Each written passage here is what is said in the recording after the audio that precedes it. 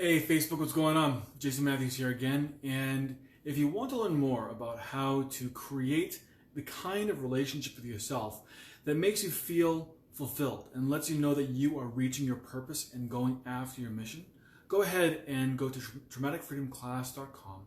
There's a 23-minute video there, nothing to sign up for, you get to view the video just as it is. And at the end, I put forth an offer, and if it's something that you want to take me up on, go ahead and sign up for it. Otherwise, do nothing, and you and I can remain friends. So the title of this Facebook post was Fear is the Human Condition. I actually almost wasn't going to do it, only because I started doubting myself, started going into my own fear. And when I say that fear is the human condition, what I mean is that we're the only creatures that are born with a sense of fear. Like, not just a survival mechanism to stay alive, but actual fear. Because we are the only species on Earth, at least that we know of, that is aware of the fact that we are eventually going to die. And we have no idea what comes after that.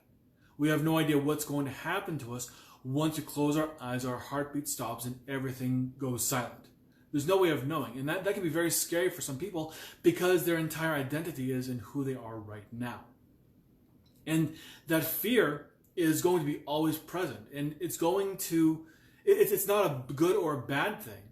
It's all in the way that it is utilized. And there are three ways that you can utilize that fear. The first way is through mobilization, either through fight or through flight.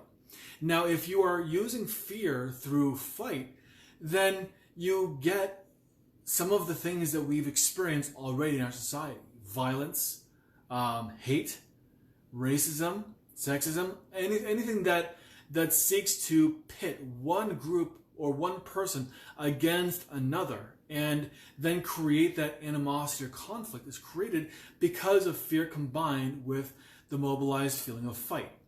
Now, when you combine it with the mobilized feeling of flight, then you've got worry, you've got anxiety, and some doctors and psychologists have even speculated that this could also be the reason why we have so many different psychotic or psychosis type of behavioral mental health issues, such as bipolar disorder or borderline personality syndrome, or even schizophrenia. Now, I'm not a doctor, I'm not a psychologist or psychiatrist, so I have no way of being able to verify or state whether this is actually true or not. I can only tell you what I've read and what I've come across in passing. Now, when you look at fear with the fear-based collapse response, you get into the victimized mentality, and this is not a normal place for people to be. Most people are going to look at fear through the eyes of either fight or flight. That is just a natural thing to do. But trauma kind of changes things. When a person is traumatized and they believe that there is no hope for them to come out of that situation, that there's no way to fight off or run away from a certain situation, then they go into fear-based collapse. And that, combined with the natural fear that we have, that tends to bring us back to that victimized mentality, that need to protect ourselves through doing nothing and just completely escaping inward and trying to be as small as possible in order to avoid any further harm.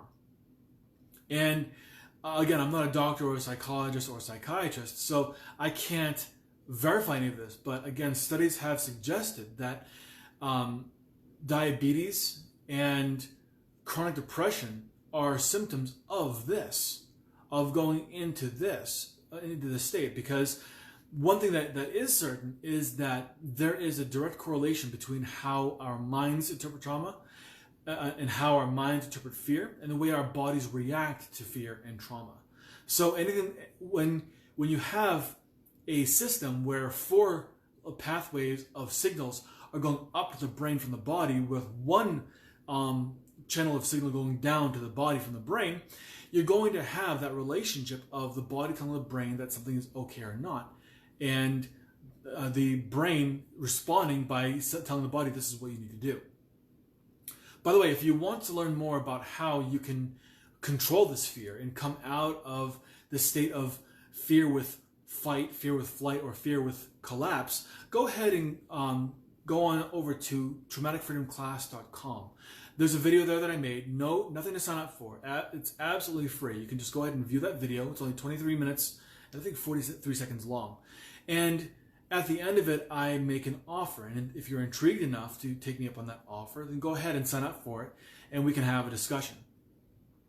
So getting back to what I was talking about before, I know I kind of went off on a tangent, but the third way that you can express fear is through social engagement. And that might sound a little silly.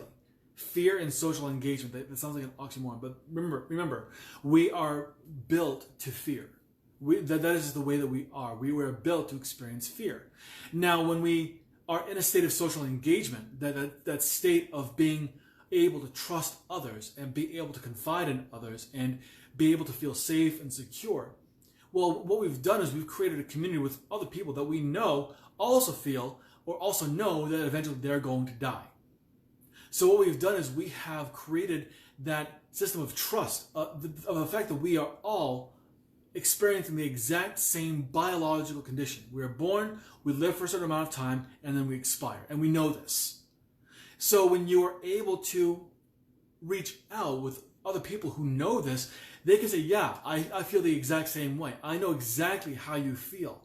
Then you no longer feel like you're alone. You no longer feel like you're the only person who feels this way. You no longer feel like you're the only person who has this pressure or this reminder on you that, you know what, your biological clock is ticking, tick-tock, tick-tock. It's not a matter of if, it's a matter of how and when.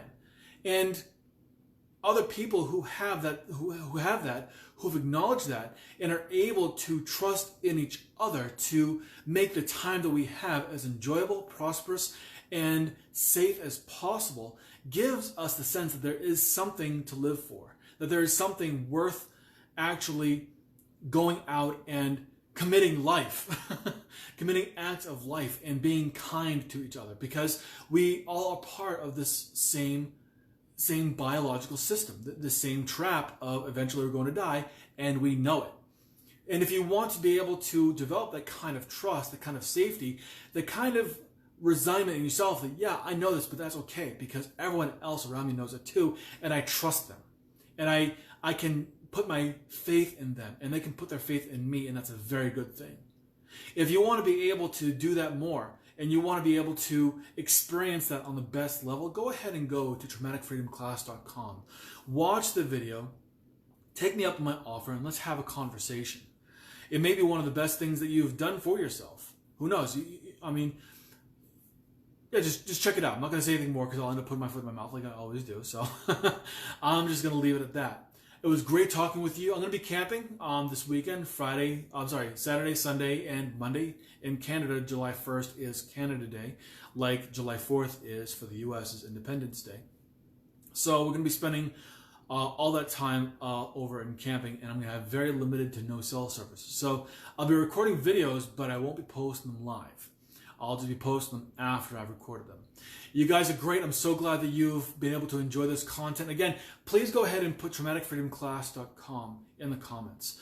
Let's get it known. Let's get it out there. I really appreciate all the time and all of the attention that you've given to these messages, and I hope that you've been able to take something away from them. All right, I will talk to you next time. Take care.